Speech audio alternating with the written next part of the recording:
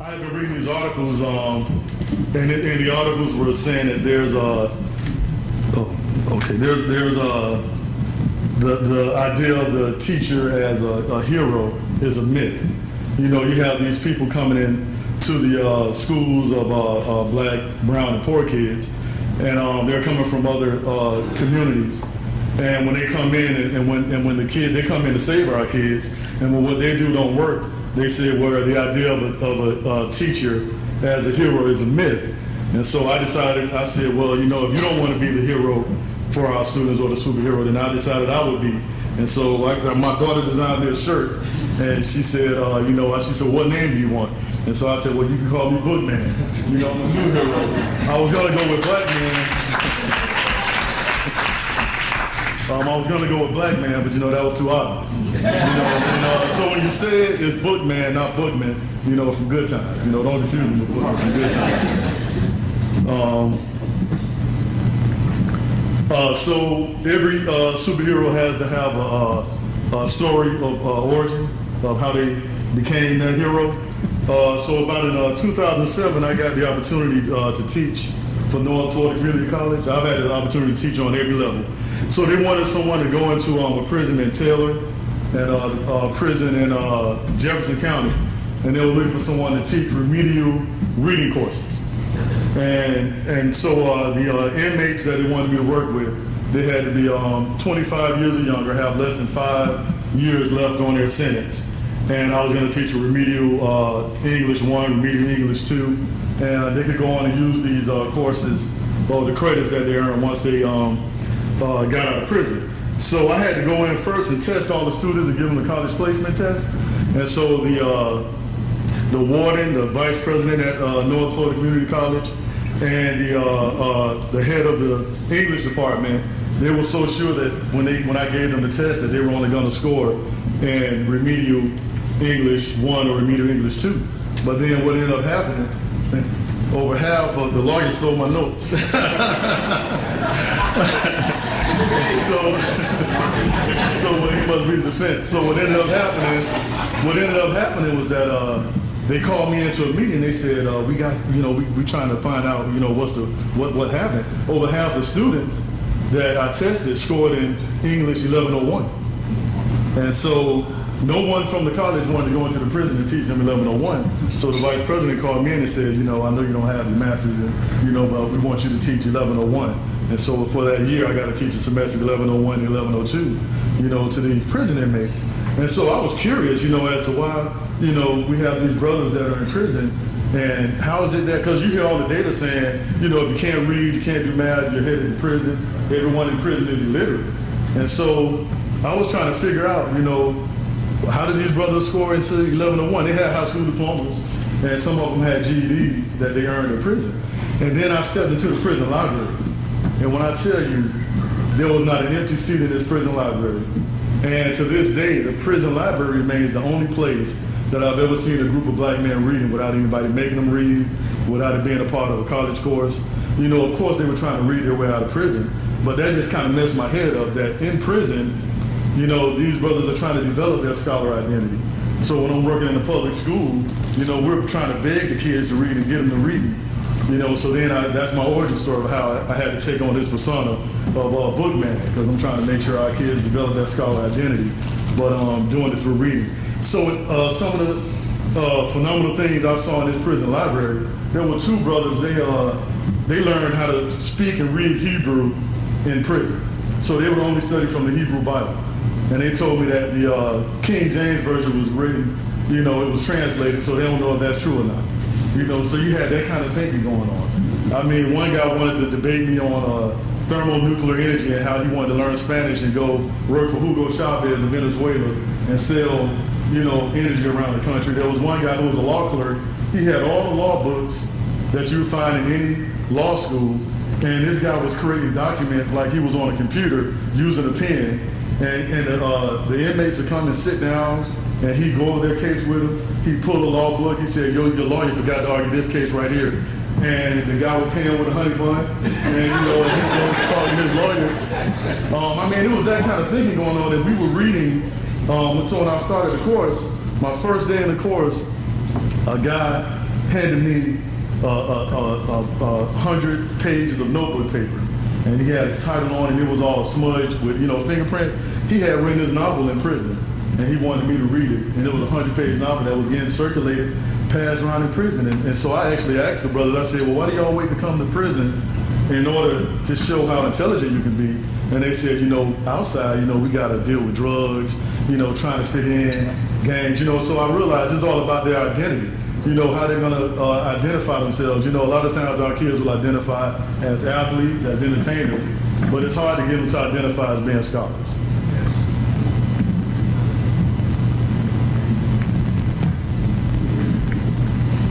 Trying to move forward.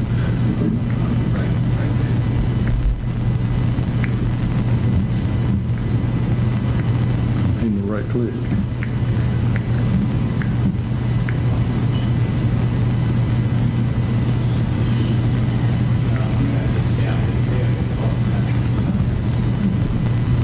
I'm trying to hit right click and it won't move for me.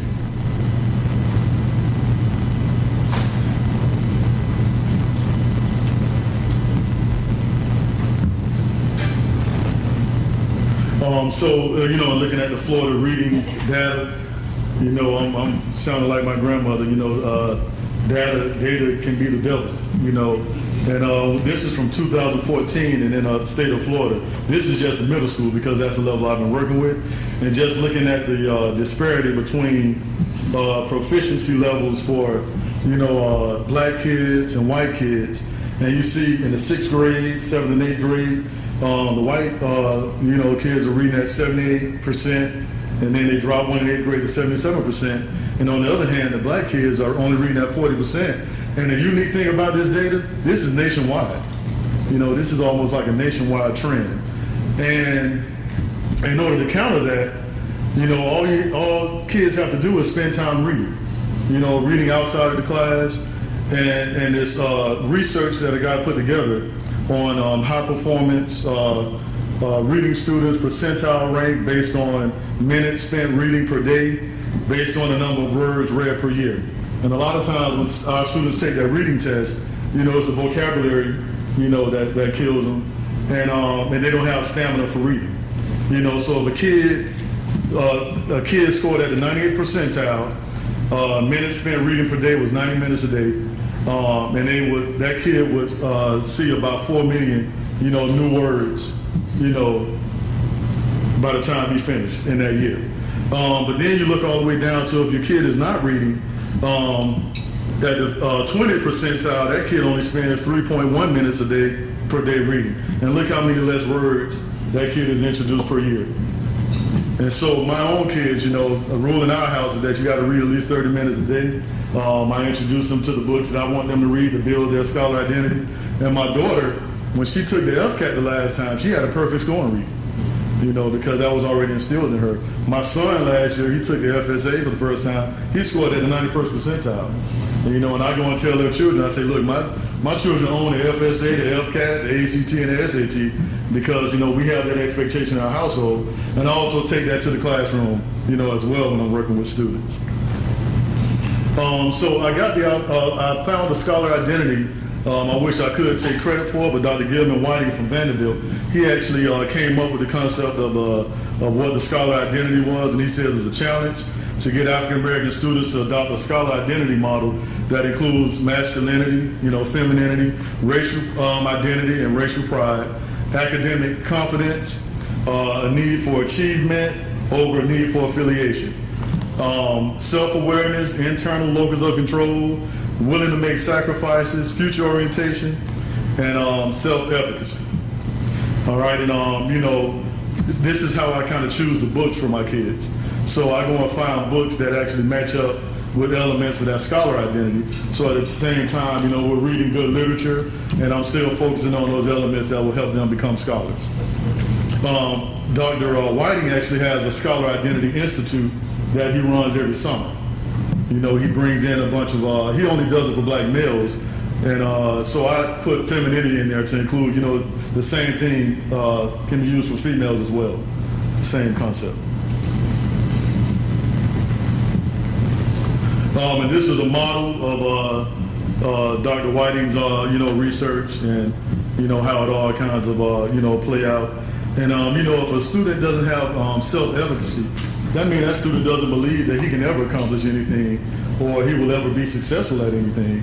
And, with that data that comes out in the 4th grade, our kids end up being failures. A lot of our kids do because they fail a reading test. And then they're kind of turned off, from reading. And some of the data that everyone else has been talking about, when we work with kids that have an undeveloped scholar identity, it ends up being, all that data about how our kids are seen as failures now.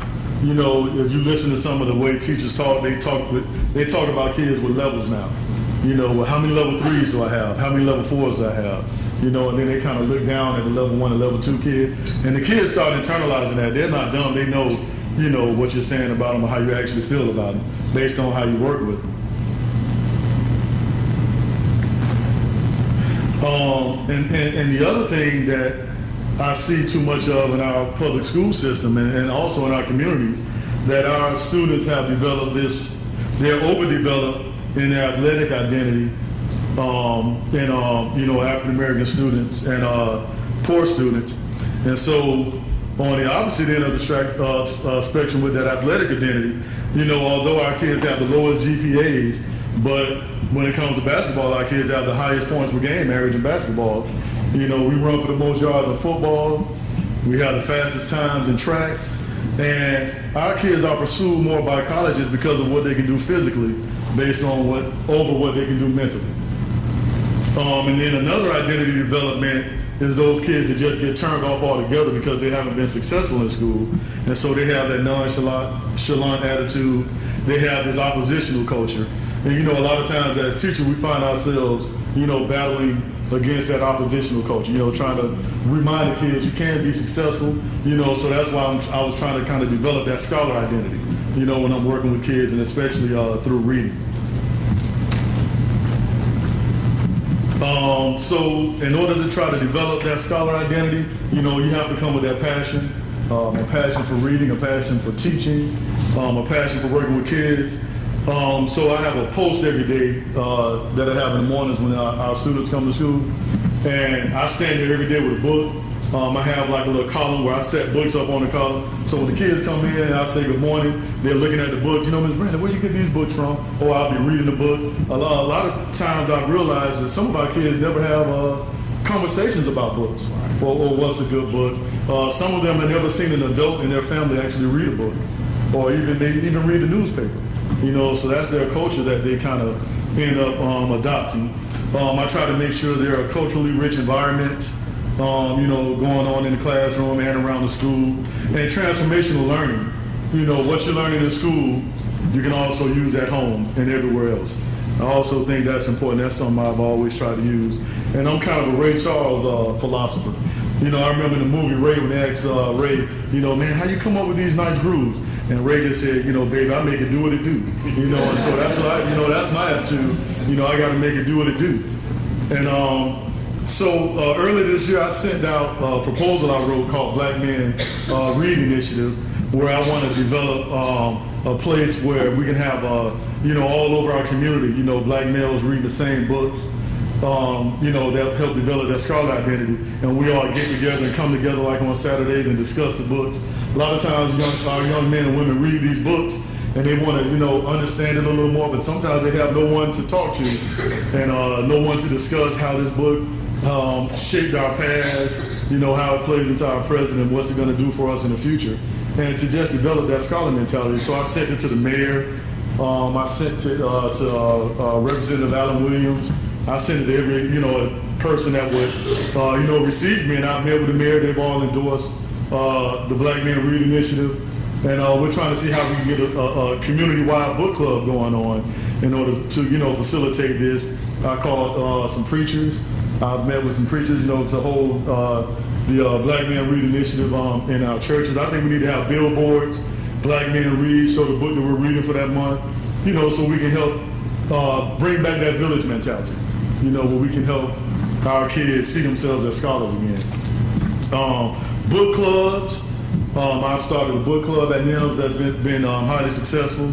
The great thing about the book club is that I've got my students to sacrifice their lunchtime. So I started advertising around the school, about my book club, and I was only kind of targeting black men.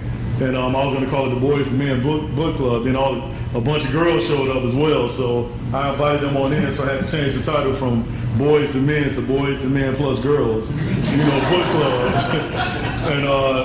So I've been coming up with incentives that have really been, awesome, and it offers them a chance to do things that they wouldn't really do, and I'm tying it all to read. And other academic clubs would also be a way to go. Some kids didn't want to be in a book club during lunch. And I have about 40 kids coming to me during lunch, and we spend about 20 minutes, discussing our book. I give them a quiz just to make sure they are reading. They have to sign a contract. One of them will lead us in prayer to kind of clear our heads and, get our hearts right. Other academic clubs, you can have a math club during lunch. You can have a science club, social studies club. Like I say, I got to be like Ray Charles, make it do what it do. And the community outreach, I've reached out to people in the community and organizations in the community that kind of have helped pull off the incentives. And I got a couple of videos to show you how the incentives kind of turned out. So I would put up advertisements around the school when I first started searching for kids to join the book club. So I had one of Booker T. Washington, I had one of Malcolm X, Paul Robeson, and Frederick Douglass. And so in it, I had a message that they had about reading. And like with Booker T. Washington, when I was a slave, it was illegal for me to read and attend school. Once I became free, I learned to read, earned a degree, and built my own school called the Tuskegee Institute. And then I had a direct quote: if you can't read, it's going to be hard to realize dreams. Join the Boys and Men Book Club during lunch in room 3. Incentives, prizes, and fun. Only real dreamers apply. So I was kind of appealing, to their sense of academic achievement, self-efficacy. So kids were saying, hey, what's this book club all about? So everywhere they went into school, they saw Booker T. Washington, Malcolm X, Paul Robeson, and Frederick Douglass. I had posters up all over the place. So I'm gonna go ahead and show you, the book club, the students have to come every day during lunch. And like I say, they have to read, they have to sign a contract to agree to read for 30 minutes at night. You saw the data. If you're reading for at least 30 minutes, you'll never have a problem on any reading test. And so when they come in, I only have about 20 minutes, well, actually about 10 to 15 minutes to work with them and talk to them about the book. I'm a member of the 100 Black Men of Tallahassee, so I have 3 gentlemen that have been mentoring with me during the last 3 years at NIMS. They're older gentlemen. They come in and they kind of provide, the historical references, and we actually end up having good discussions, talking about the books and the kids. They kind of take ownership of the book club. If I'm absent, the next day they're writing, Mr. Brandon, we didn't have book club. What's wrong? What happened to you? So they're excited about it. And then that whole thing with the scholar identity, self-sacrifice, they're actually sacrificing their lunchtime to come in and do something academic, to work on their own scholar identity. So I was actually, I'm actually happy about that. So the first book we read was Jesse Owens' autobiography. And so the second book, I'm sorry. And so the incentive was that if we read the book and they pass all my quizzes, we'll go to the movies, we'll go and see the movie Race together. And so the movie theater, they gave us our special viewing. They all had to put on a shirt and tie and get dressed up. I reached out to the community I called Strong and Jones, Tillman's, and Richardson's Funeral Home. When the limo showed up, the kids was like, oh man, we're going to look. They were, and that was all tied into reading. And then Early's Kitchen provided lunch for us, after the movie. So it was just like this whole special day, but it was just for those kids in the book club. Can you go ahead and put it?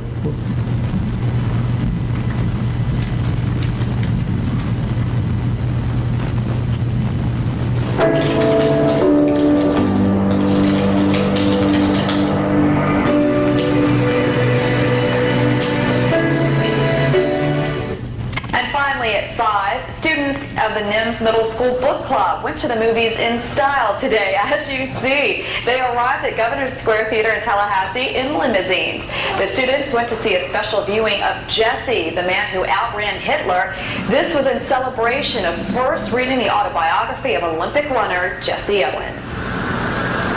I can like read more books there, and then it helps me get my grades up in reading.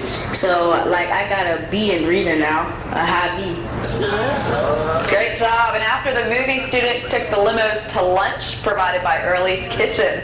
So great afternoon for them. And so, yeah, they were. And so, we got into Jesse's life, and the unique thing that happened, the kids weren't satisfied with the movie. They said, Mr. Brantley, why they love it? So they were critically analyzing this movie. They didn't like the way Jesse was portrayed in the movie.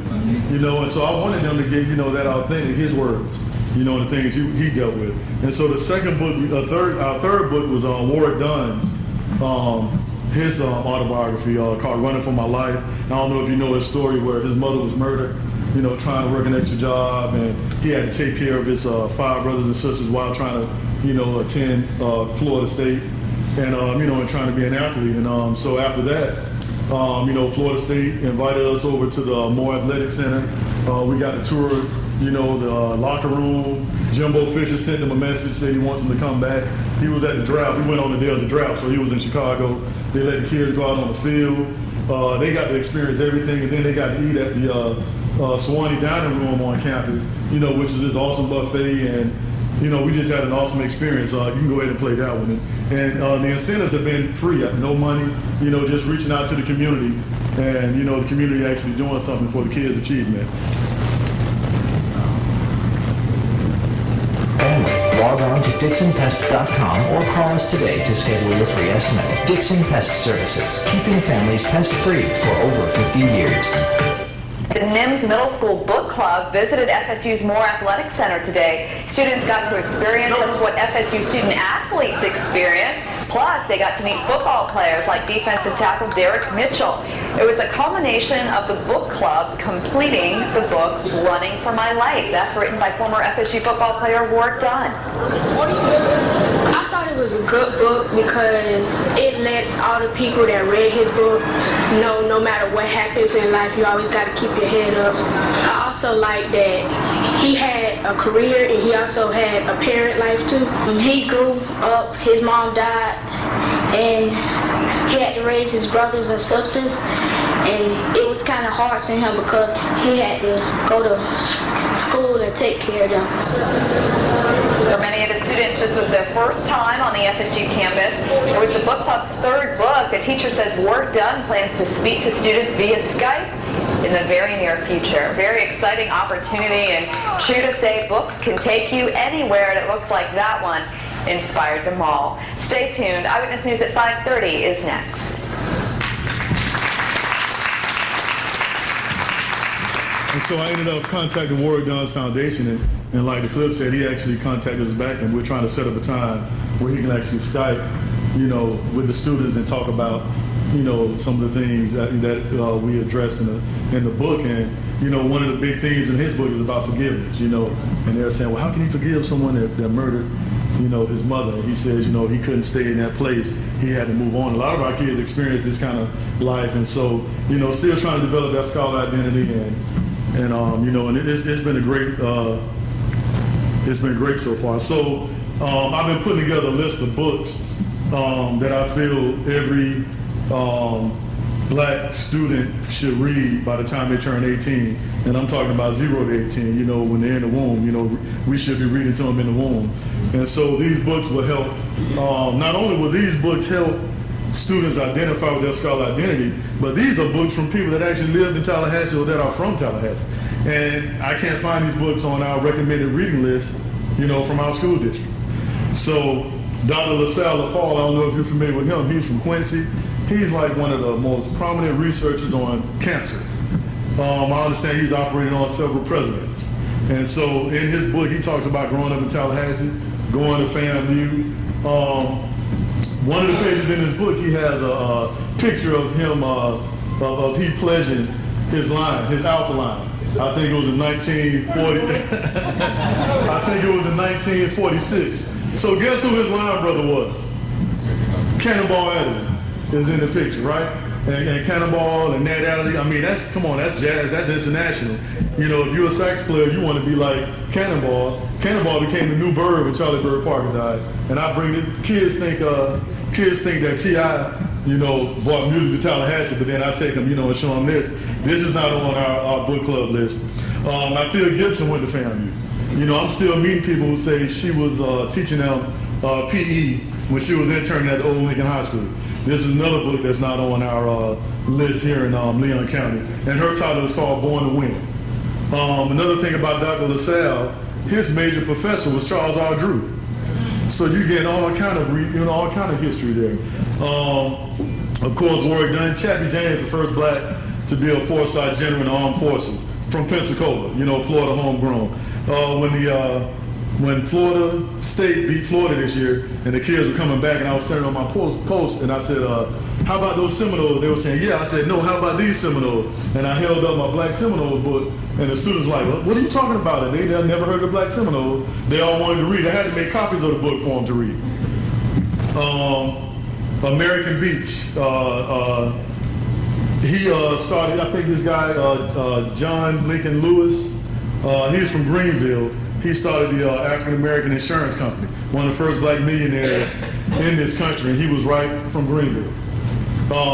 Augusta Savage, she was the prominent artist and sculptor during the Harlem Renaissance. Guess where she went to school? FAMU, Florida A&M, right here in our own backyard, and yet our kids don't have a chance to experience these books. Bob Hayes is the only man in the history of sports to have an Olympic gold medal and a Super Bowl ring. The price of the ticket, there's an essay in there where James Baldwin came down and he stayed at the Tooks Hotel, and he talked about the bus boycott movement in Tallahassee. I always give my students James Baldwin because I want to introduce them to awesome writers. You know, if I want them to write well, they need to know who our writers were, and they need to study Baldwin. Freedom in the Family is about the movement. The Dew family. Whenever we talk about the Holocaust, you only hear about two books, Night or The Diary of Anne Frank. Well, Hans Massakai, he was growing up in Germany at the time. He was, his mother was German, his father was black. And so you get to read from a point of view of a black person dealing with Nazi Germany at the time. And just some reasons to read. I think you have to share with your kids. Reading is rewarding. If you're a good reader, you'll do well financially. Reading arms you against oppression. You know, Frederick Douglass said, when I learned to read, I became truly free. And then closing, I kind of paraphrased Amos N. Wilson's comment. And he said, you get the students that you create, you get the scholars that you make. You complain about black students being this and that, how they ain't taking care of business. Well, make another student. And so that's what I'm trying to do by developing that scholar identity through reading. And last but not least, you know, a hero got to have theme music. And so this will be my theme song as, you know, Bookman. Can you hear the music?